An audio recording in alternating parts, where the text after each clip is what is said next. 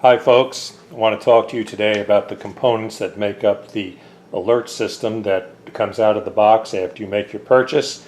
And as we talk about various aspects on how to set up the system, I first want to go and review with you the main components that make up the system. The first component that I want to talk about right now is the handset.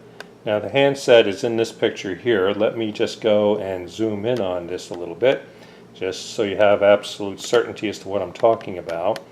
The handset is what you see here on the screen, and zooming in on it a little closer, there you see the handset.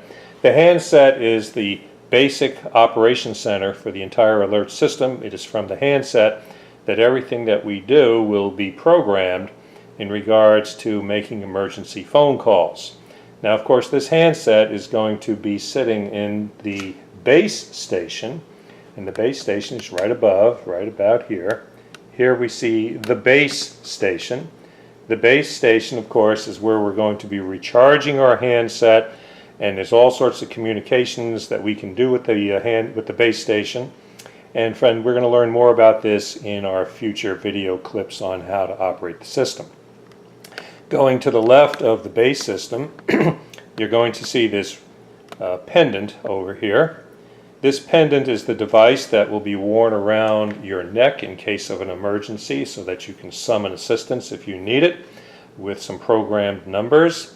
And the pendant that you see is sitting in a charging base that we'll be talking more about in our future clips. And there you see a close-up of the charging base, and you see the pendant sitting above it in its designated slot.